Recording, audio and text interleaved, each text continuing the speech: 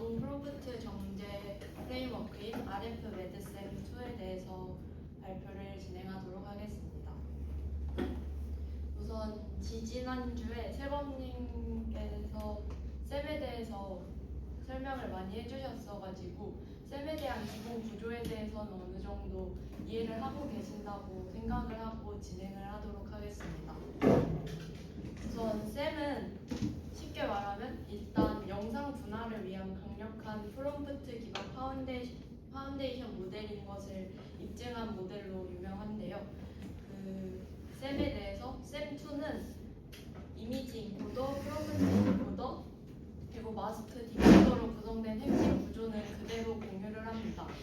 여기서 가볍게 그 기능을 좀 설명을 드리자면 이미지 인코더는 입력 이미지를 처리해서 이미지 인베딩을 생성을 하고 프롬프트 인코더는 점, 경계, 상자 또는 마스크 형태의 입력 프롬프트를 처리합니다. 마스크 디코더는 이미지 인베딩이랑 프롬프트 인베딩을 결합해서 이진 분할 마스크를 생성을 하는데요. 쌤2는 여기에서 이 세 가지가 추가가 되게 됩니다. 메모리 어텐션이랑 메모리 인코더 그리고 메모리 뱅크라는 게 추가가 되는데요. 메모리 어텐션은 현재와 이전 프레임을 기억을 비교를 합니다. 그래서 이전 프레임에서 이 물체가 지금 프레임이랑 같은 물체구나 아니면 다른 물체구나를 구분을 하게 됩니다. 메모리 인코더 같은 경우에는 예측 마스크 프레임 정보를 압축해서 메모리에 넣게 되는데요. 이 메모리가 이제 메모리 뱅크라는 물체 기억 저장소로 이해해 주시면 될 것 같습니다. 이거는 이전 프레임에서 찾은 물체의 특징과 마스크를 기억하는 저장소입니다. 그리고 쌤2에 가면서 스트리밍 방식이 추가가 되는데요. 이게 영상을 한꺼번에 처리하는 게 아니라 프레임을 순서대로 하나씩 처리를 하게 됩니다. 그래서 기존의 쌤은 그냥 이미지에서 세그멘테이션을 하는데 특출이 났다면 쌤2 같은 경우에는 영상이나 좀 더 긴 영상 추적이 가능해졌다는 점이 특징입니다. 그런데 쌤2에 대해서 한계점으로는 우선 프롬프트 의존성과 또 의료 영상은 일반 이미지와 도메인이 다르기 때문에 의료 영상 특성에 따른 한계도 있습니다. 또 이진 마스크만 출력하기 때문에 다중 장기 분할이나 다중 클래스 의미 레이블 추론하는 거에 한계가 있습니다.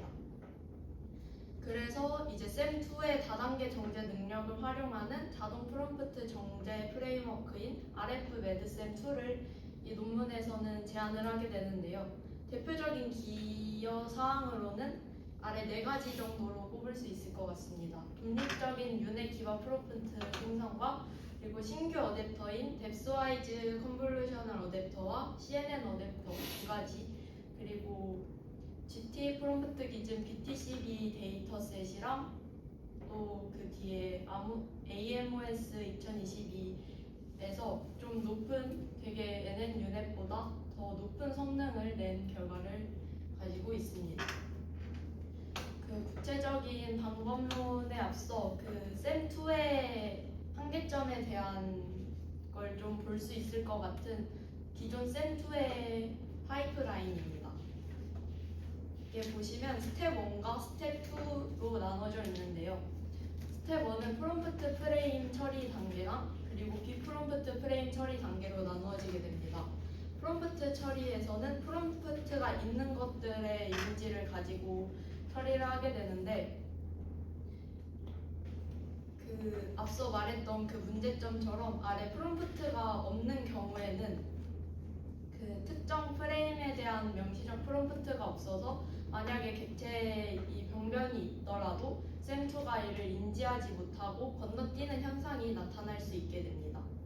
그리고 또 이전에 메모리 어텐션 같은 과거 이미지에 대해서 비교를 한다고 말씀을 드렸는데 그러한 것 때문에 첫 번째 이미지에 대해서는 고려를 하지 않습니다.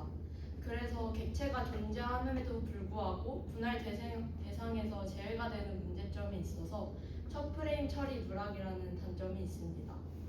그리고 여기서 프롬프트가 주어진 여기에선 Z1이랑 Z4가 프롬프트가 제공이 되어 있는데 이 경우에는 여기 스텝 2에서 그 시간 순서에 T t의 0이라는 값을 대입을 하게 되는데요. 이 문제 때문에 시간 순서에 대한 혼란이 생겨서 제대로 된 공간 정보를 인지하지 못하게 되는 단점이 있습니다. 그리고 오른쪽에 보시면 이 프레드 예측값이랑 이 GT값에 대해서 결과값이 이렇게 완전히 제대로 되지 않은 세그멘테이션을 한 모습을 볼 수가 있는데요. 이것처럼 제대로 된 정교한 분할을 하는데 어려움이 있음을 볼 수 있습니다. 이것에 대해서 RF 매드쌤의 2의 전체 파이프라인을 보시면 이 문제들을 해결하기 위해 총 3가지 정도의 단계를 거칩니다. 첫 번째로는 우선 유넷을 통해서 초기 예측을 진행합니다. 입력된 영상에서 유넷이 먼저 대략적인 마스크와 바운딩 박스를 생성하고 이 다음 쌤2의 프롬프트 인코더로 넣어주게 됩니다. 그리고 이 스텝 2에서는 쌤2에 대해서 앞서 추출된 바운딩 박스가 프롬프트에 전달이 되면 동시에 수정된 이미지 인코더가 원본 영상의 특징을 추출을 하고 이 포인터와 함께 다음 두 번째 정제 단계로 넘어가게 됩니다. 여기 두 번째에서는 메모리 어텐션과 메모리 인코더 과정을 통해서 두 번째 정제를 통해서 조금 더 세밀하게 좀 더 세밀화된 세그멘테이션이 되게 됩니다. 그리고 이 아키텍처에서는 고정된 모델을 사용하는 대신에 각 모듈에 어댑터를 적용해서 특수 도메인에 맞게 미세 조정을 한다는 것이 큰 특징이 되게 됩니다. 그래서 핵심 구조를 좀 더 자세하게 분석을 하자면 우선 여기 메모리 어텐션 전략 부분이 여기 4가지 정도 나와 있는데요. 여기 첫 번째가 기존에 아까 말했던 그 구조이고 총 3가지 여기에서 보면 지금 보는 거에 이전 6개 혹은 이렇게 앞뒤 3개 혹은 이전 포함 7개 이런 식으로 되는데 여기 왼쪽에 보시면 결과적으로 이전 6개의 프레임을 보는 게 가장 높은 효율을 내기 때문에 결과적으로 이전 6프레임을 사용하는 것으로 선택이 되었습니다. 그리고 오른쪽에 보시면 앞서 말했던 어댑터에 대한 구조들이 나와 있는데요. 뎁스와이즈 컨볼루셔널 어댑터 같은 경우에는 기존의 어댑터에 우선 그 전에 우선 쌤에서 이미지 인코더, 메모리 어텐션, 마스크 디코더, 어텐션 블록에서 이미지 임베딩을 처리하기 때문에 풍부한 공간 정보들이 있습니다. 그런데 기존의 어댑터는 여기 첫 번째 그림처럼 그 공간 정보를 효과적으로 사용하지 못한다고 판단을 해서 여기에 뎁스와이즈 컨볼루션이랑 레이어 놈 그리고 갤로 활성화를 추가로 더 확장을 해서 더 그 데이터에 대해서 조금 더 정보를 보존하면서 더 추가적인 공간 정보를 학습합니다. 그리고 CNN 어댑터 같은 경우에는 쌤2 같은 경우에 쌤보다 더 많은 합성고층을 포함을 하는데요. 이것 때문에 그 의료 영상에서 더 많은 정보를 적응시키기 위해서 CNN 어댑터를 사용하게 됩니다. 전체적인 구조는 먼저 차원 축소 그리고 뎁스와이즈 컨볼루션을 통해서 공간 차원 축소 그리고 공간 차원 뎁스와이즈 컨볼루션을 진행하고 차원 다시 복원을 하는 과정에 그런 어댑터를 추가를 하게 되는데요. 뒤에 어댑터들을 어디에 추가하는지 보여드리도록 하겠습니다. 그리고 여기 아래 6가지가 이렇게 총 위에 4개 아래 2개 총 6가지의 자동 프롬프트 생성 방식이 나와 있는데요. 여기서는 RF 매드쌤2 설계에서 가장 중요한 구조적 결정이 프롬프트 생성기를 샘2의 이미지 인코더에서 분리하는 것입니다. 그래서 아래 이렇게 하나인데요. 왼쪽이 4E, 오른쪽이 4F입니다. 우선 왼쪽 거를 보시면 별도의 유넷이 먼저 초기 마스크와 박스를 생성하고 이 생성된 박스가 샘2의 입력 포트로 들어갑니다. 그리고 오른쪽 구조는 앞서 아까 보여드렸던 RF 매드 샘2의 구조와 동일한데 이전에서 먼저 샘2에서 한 그거를 한 번 더 재정제를 한다는 정도로 이해해 주시면 되겠습니다. 그리고 여기에 객체 스코어라는 것을 사용하는 내용 두 가지가 있고 그 인베딩 정보를 조금 더 추출하는 방식, 그리고 이거는 뒤에서 다시 설명을 드릴 텐데 이 객체 스코어를 산출하는 방식에서 이거는 객체 스코어를 그냥 산출하고 여기서는 통합해서 넣어주는 방식인데요. 여기 왼쪽에 보시면 이게 기존에 하나씩 썼을 때 점수보다 훨씬 더 좋지 않은 성능을 내는 것에 대해서 이거 객체 스코어를 내는 것과 이런 인베딩 추출 방식은 제외를 하게 되었습니다. 뒤에서 아까 이 부분을 설명을 드리자면 초기 설계에서는 이미지 인코더 다중해상도 특징을 활용을 해서 계층적 합성 고층으로 마스크를 생성하는 이런 구조를 시도를 했었는데요. 근데 보조 손실 함수가 생성된 마스크를 GT랑 비교해서 감동을 하는데 이때 후에 보조 손실과 후에 마지막에 생성이 되는 최종 출력 손실이 동시에 이미지 인코더 파라미터를 업데이트하는 구조적 충돌이 발생을 하게 되어서 동시 최적화가 불가능하다는 단점이 있었습니다. 이렇게 왼쪽에 보시면 여기에는 이제 보조 로스가 이렇게 적용이 되다가 그 이후에 최종 손실까지 같이 포함이 되면 이 빨간색 선처럼 밸리데이션 그래프가 불안정하게 됩니다. 그렇기 때문에 이를 해결하기 위해서 독립적인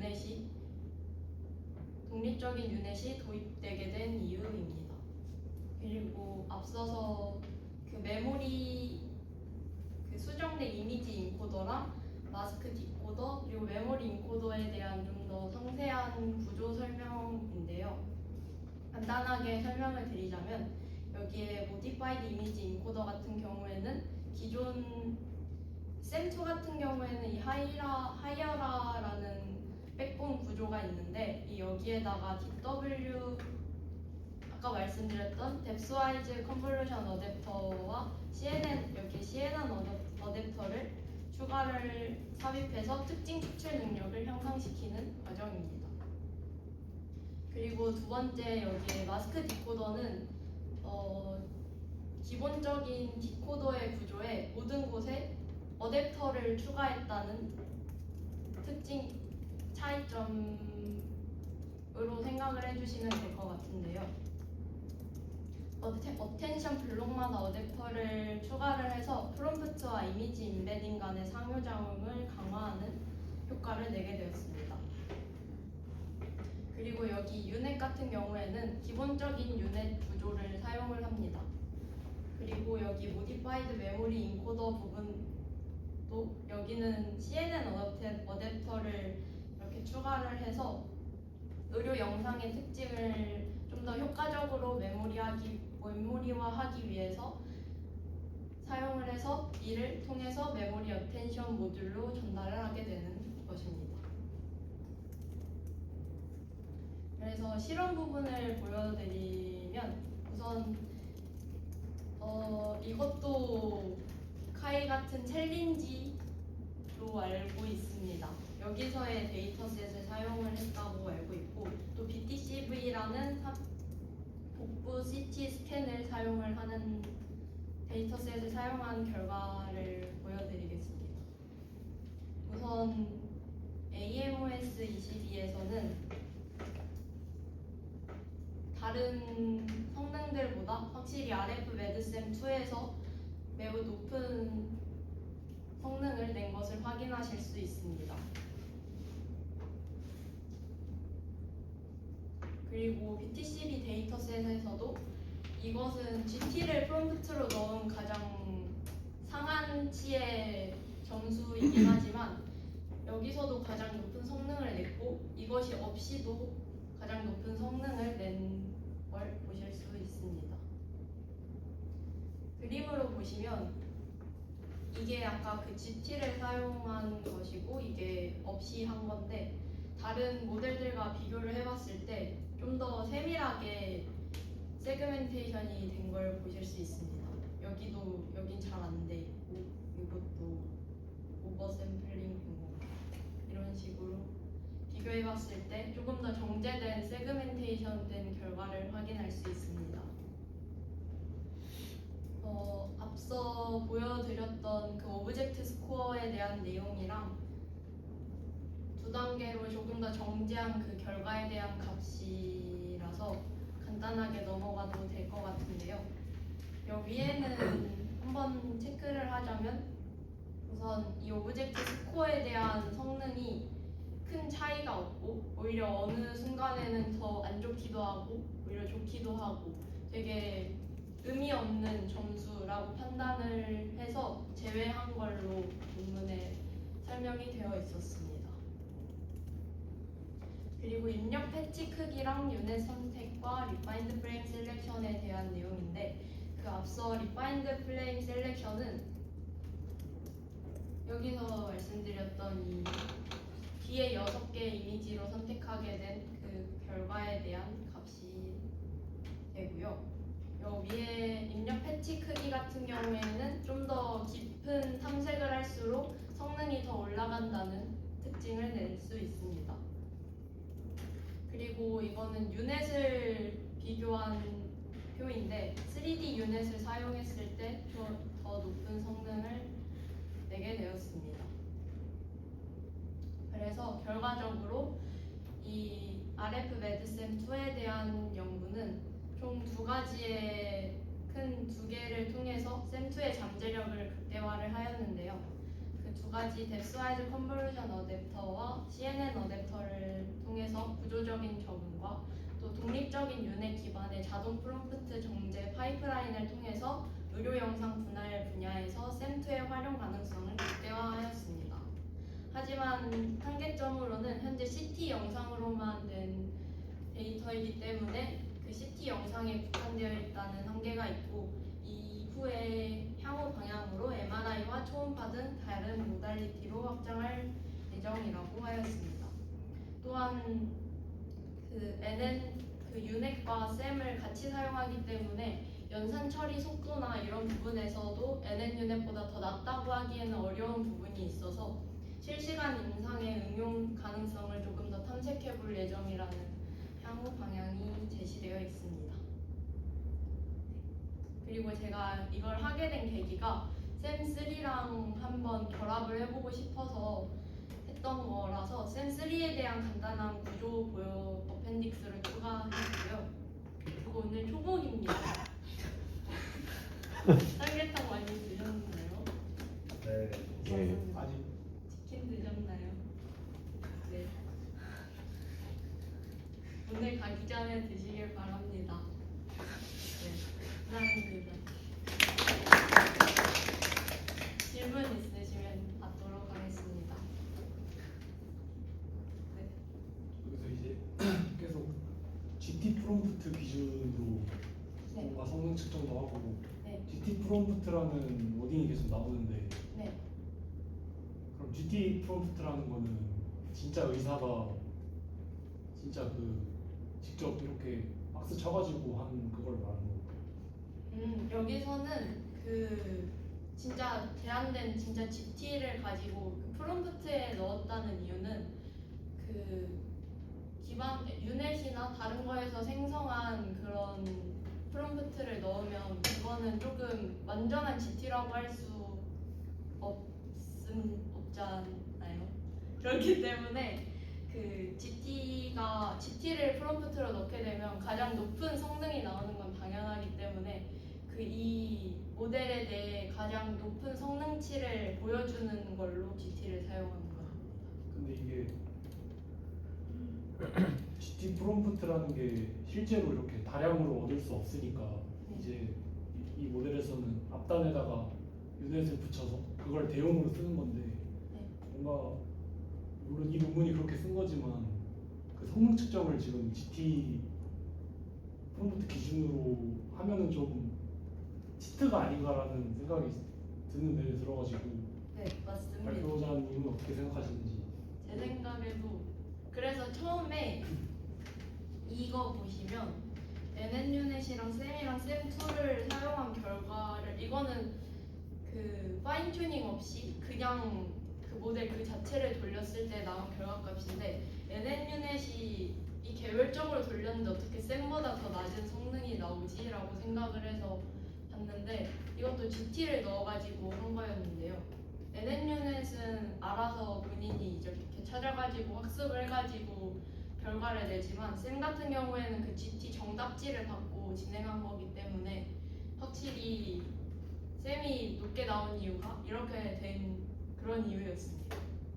근데 여기 뒤에 보시면 여기 GT에서는 그래서 92.39, 0.923이라는 높은 결과를 냈지만 이 GT가 없이 그냥 이 모델 자체를 돌렸을 때도 0.876이라는 다른 모델보다 더 높은 성능을 내가지고 이 모델 자체에 대해서 꽤나 높은 성능을 냈다라는 걸 보여주는 내용이었습니다. 감사합니다. 그 혹시 앞에 매드쌤 붙이기 전에 유넷은 미리 그 대외 데이터셋으로 학습된 유닛인가요? 제가 알기로는 그냥 그 데이터셋을 가지고 그냥 기본 유넷에 돌려서 그냥 마스크와 기본적인 박스, 바운딩 박스를 생성하는 용도로 사용을 하였습니다. 그리고 이거 개인적인 건데 그 제가 직접 해봤을 때 유넷이랑 매드쌤이랑 비교했을 때 그냥 저도 아무 전처리 안 한 유넷을 했을 때도 되게 잘 나왔었거든요 생각보다. 그래가지고 유넷으로 뽑은 성능이랑 그 유넷이 뽑은 마스크를 가지고 이제 저 RF 매드쌤 구조를 돌렸을 때 나온 결과물이 차이가 얼마나 나는지 또 오.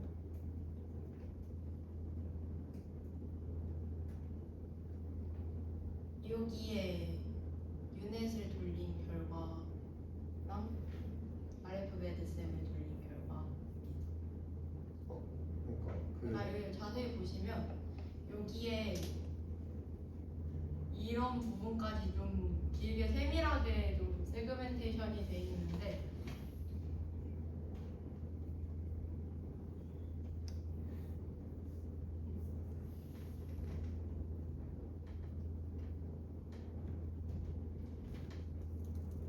여기를 보시면 그거에 비해서는 조금 아쉬운 느낌으로 저는 판단을 했습니다. 그래서 궁금했던 게 네. 저거를 돌려서 저렇게 잘 나온 게 네. 그 유넷이 뽑은 거에 비해서 이제 RF 매드쌤 덕분에 효과를 본 게 어느 정도라고 개인적으로 생각하시는지 궁금해가지고. 제 생각에는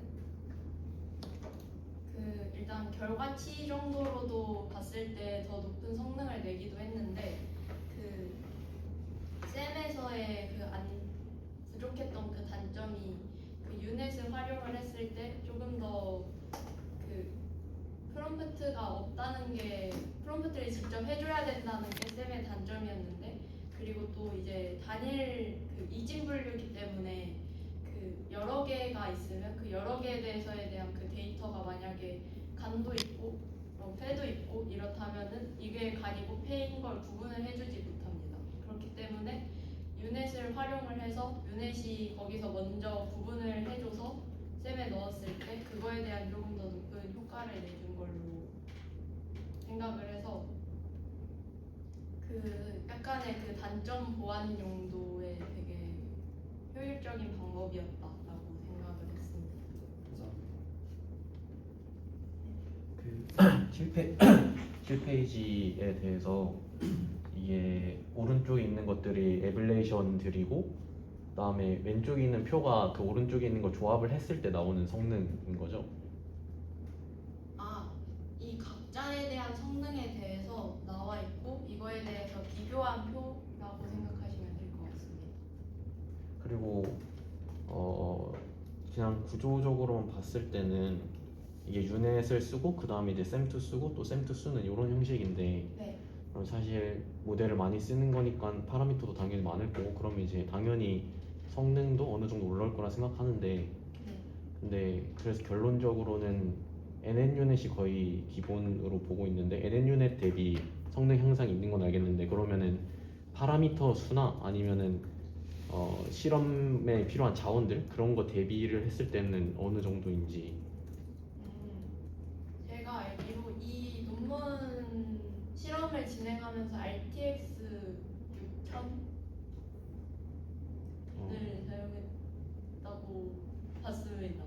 네, 그래가지고 제가 생각하기에도 그 논문에서 말하기에도 그렇고 그 연산량이나 그 하는 거에 대한 좀 비용은 더 높은 편이어서 그것 때문에 이제 향후 연구로 넘긴 것 같다고 저는 판단을 했습니다.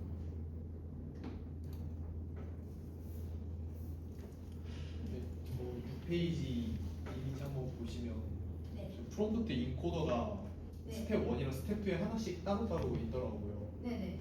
그러면 이 프롬프트 인코더가 혹시 가중치를 공유하는 건가요? 아니면 각 스텝마다 독립적으로 생성되는 건가요?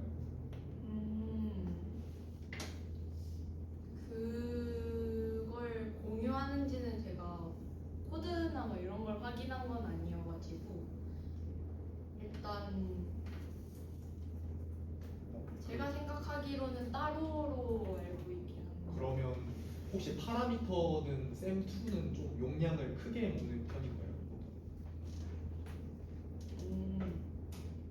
파라미터 사용을 얼마나 하는지나 이런 거에 대해서는 제가 체크를 못해서 혹시라도 뭐 더 얼마나 그런 거에 대해서 사용을 하는지에 대해서 따로 알려드리도록 하겠습니다.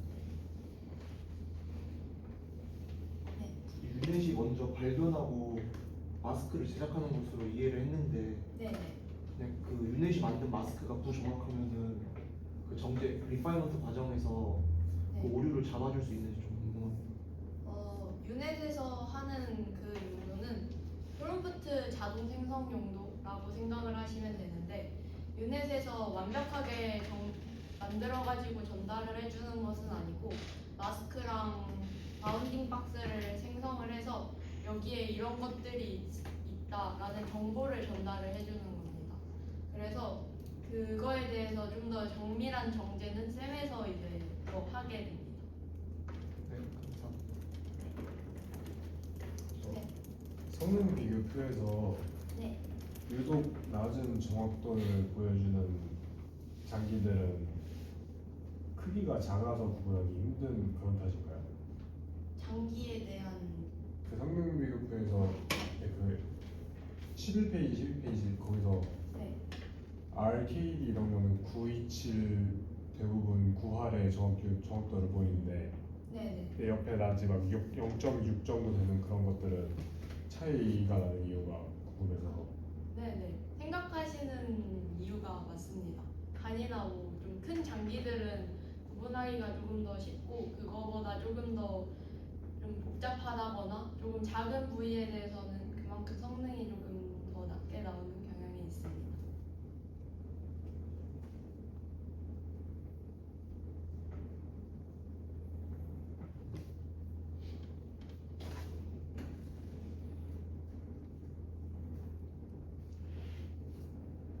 그 셈3 아까 잠깐 보여줬잖아요. 네. 셈3 구조는 셈3는 뭐가 달라요? 텍스트 쓴 것만 혹시 좀 다른가 아니면 다른 것도 구조적으로 다른가요? 그 제가 앞서 셈2에서는 그 어떤 정보를 줬을 때 이게 간인지 아니면 이게 혈관인지 이게 동맥류인지 뭔지 이런 거에 대해서 판단을 하지 못합니다. 하지만 이제 셈3 같은 경우에는 텍스트에 대한 그 정보, 그러니까 이미지에 대해서 이게 만약에 이 그림 같은 경우에는 얘가 펭귄이라는 정보를 줄 수 있는 겁니다. 이제 제가 하고 있는 거랑 또 이제 얘는 좀 비슷한데 텍스트 주면 이미지에서 박스를 치거나 마스크 찾고 이제 하는 거잖아요. 네네, 그 이미지에 대한 특성을 매치시키는 과정이 들어가게 됩니다. 얘도 비디오도 되는 건가? 저 트래커가 있는 걸 보니까 네, 네. 비디오로 되는 거였죠. 셈2부터 비디오에 대해서 성능이 올라가면서 그거에 더해진 기능이라서 셈3도 영상이나 그런 긴 영상 처리 그런 부분에서 성능을 냅니다. 쌤이 좋은 거는 사실 이게 유니버설한 모델이라 어떠한 타입의 객체든 장기든 간에 프롬프트를 주면 해준다는 게 사실 좀 장점이고, NNU넷은 그런 거 없이 그냥 이미지 주면 학습 때 마스크를 뱉어내도록 하는 거야. 두 개가 사실 성격은 다른데 네, 맞습니다. 어떤 식으로 두 가지를 좀 잘 융합할 수 있을지, 지금처럼 NNU넷이 그냥 처음 프로포절만 주고 뒤에서는 뭐 쌤이 알아서 하는 걸로 할지, 아니면 이 쌤을 활용한다는 거는 특정 장기 하나만을 한다기보다는 정말 여러 가지 거의 모든 타입의 장기들 보면은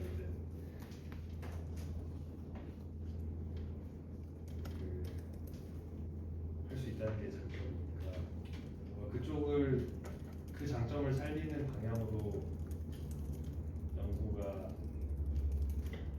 진행되면 좋을 것 같거든요. 아까 저기 나온 데이터가 BTCB랑 아이보스인데 네. 사실 저건 이제 되게 좀 올드한 데이터고, 이제 아마 지금 뭔가 한다 그러면 이제 수도 훨씬 많고 종류도 다양하고 뭔가 좀 이런 걸 타겟으로 하는 게 좋지 않을까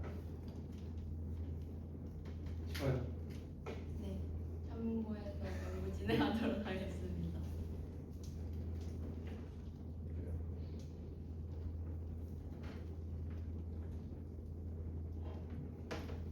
그 7페이지에서 네, 여기 A부터 D까지 프레임 옆에 있는 숫자가 뭘까요? 프레임 옆에 있는 숫자 말씀하시는 거예요? 여기서 이 시간 태그입니다. 여기서 이 제로로 되어 있는 이게 기존의 셈을 보여드리는데, 그 프롬프트가 되어 있는 거는 영어로 처리하면서 그 시간 순서에 따른 그 영상의 순서가 바뀌는 거기 때문에 그것 때문에 문제가 있었던 건데, 이런 순서를 나타내고요. 여기서도 동일합니다. 그 시간 순서에 따라 있는 그런 시간 순서에 따른 태그입니다. 그러면은 그 이미지를 넣을 때 시간 순서대로 넣는 게 아니라 그냥 들어가는 건가요? 이미지를 넣으면 영상을 넣으면 프레임 하나하나씩 보기 때문에 그거에 대한 순서를 적어둔 거라고 생각하시면 될 것 같아요. 아, 그럼 저렇게 넣어서 그 전 시간 프레임이 뭔지 보고 그래서 메모리 어텐션이라는 그 기능이 이전에 어떤 거였는지 확인하고 지금 거랑 비교해서 이게 어떻게 같은 건지 다른 건지, 그래서 만약에 혈관으로 예를 들면 이전의 혈관이랑 지금 혈관이랑 이어지는지 이런 것들을 구분할 수 있게 해줍니다. 그리고 그러면은 그 오브젝트 포인터만 들어가고 스코어는 아까 들어가는 거랑 안 들어가는 거랑 별 차이가 없었다고 하셨는데 맞습니까? 여기에 추가된 기능이 오브젝트 스코어이고요. 이 오브젝트 스코어는 이게 객체가 있냐 없냐에 대한 그 점수에 대한 거고, 포인터 같은 경우에는 이거 말씀하신 것 같은데, 이게 그 바운딩 박스랑 포인터를 다음 쌤에게 다시 또 전달을 해주는데, 이 포인터는 그 객체에 대한 압축된 정보 정도로 생각하시면 될 것 같습니다. 이 객체를 너는 찾아야 된다라는 그런 정보를 전달해주는 기능입니다. 네, 근데 그러면 그 메모리 어텐션이 그 전 프레임에 있는 오브젝트 포인터를 받고 네. 그 오브젝트를 찾는 거잖아요. 네. 만약에 이 프레임 단어를 따르면 객체가 없는 경우가 있을 거잖아요. 마지막 그거는. 네. 그런데 오브젝트 스코어가 있냐 없냐가 성능이 별 차이가 없는 이유가 뭐라고 생각하시는지 궁금합니다. 오브젝트 스코어 이 부분인데요. 이게 보시면 이게 오브젝트 스코어가 있는 것과 없는 것인데 그 학습된 프롬프트를 했을 때는 있으면 성능이 향상이 됩니다. 하지만 그 학습된 바운딩 박스를 사용했을 때는 또 성능이 향상이 됩니다. 하지만 학습된 마스크를 사용했을 때는 성능이 떨어집니다. 이런 것처럼 그 학습 마스크 방식을 사용할 때 객체 전수를 따로 이렇게 산정을 했을 때보다는 이렇게 예측된 마스크의 확률 분포 자체가 더 정확하게 객체의 존재 여부를 판단을 한다고 이 논문에서는 생각을 해서 이것을 제외하게 된 이유였습니다.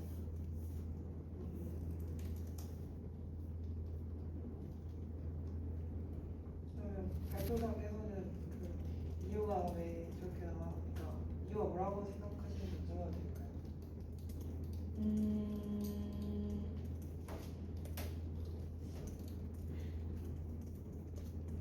제 생각에는 그 이 객체 여부에 대한 점수 스코어를 낸 거랑 이렇게 학습된 마스크에 대해서 그 확률 분포를 나타낸 거면은 이제 있냐 없냐를 나타낸 것보다는 확률 분포를 나타냈기 때문에 오히려 있는데 없는 거, 없는데 있는 거에 대한 가능성을 다 열어두기 때문에 오히려 더 괜찮은 더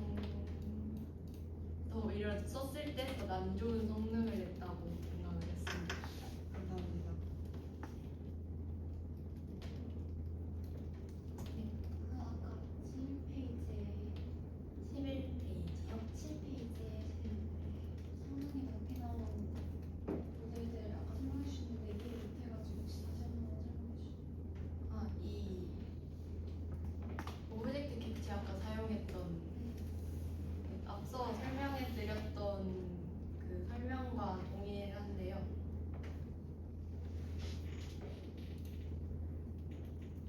네, 앞서 설명해드렸던 것처럼 그 오브젝트 객체를 이렇게 추가했을 때랑 이걸 통합을 했을 때나 그리고 이거는 오브젝트 객체와는 다르게 그 특징점을 추가로 한 건데요. 이거에 대해서 성능을 비교를 했을 때 그 기존에 하나씩 썼던 것보다 더 낮은 성능이 나와서 제외를 한 내용입니다. 혹시 해결이 되고 있을까요? 그 8페이지에 어택션 블록이랑 어댑터 이렇게 같이 묶어져 보이는데 아, 네. 그러면 어댑터라는 게 어택션 블록에서 나온 결과를 가지고 요청하는 거죠. 그 과정에서 개입하면서 더 나은 결과가 나올 수 있게 요청하는 거죠. 그 어텐션 블록에 대해서 어댑터들이 붙게 되는데 이게 그 어댑터의 역할이 이 어텐션 블록이나 이런 정보에 대해서 기존 정보에 추가해서 이게 의료 영상이다 보니까 이거에 맞춰서 조금 더 특화된 학습을 하기 위해서 그거에 맞춘 좀 더 작은 좀 특징점 같은 정보를 조금 추가로 학습시켜주는 용도로 써 있습니다. 그러면 많은 것처럼 보이는데 네. 저기 다 하면 연산된 것들은 이거는 기존의 쌤 이렇게 네 가지의 블록으로 나뉘고 여기에 추가된 게 어댑터다라고 이해하시면 될 것 같은데 이게 다 기본적인 과정에 어댑터만 제외하면 이 원래 쌤2의 구조입니다. 그걸 좀 더 의료에 네. 맞추려고 어댑터를 기준으로 내려주거나 네, 맞습니다.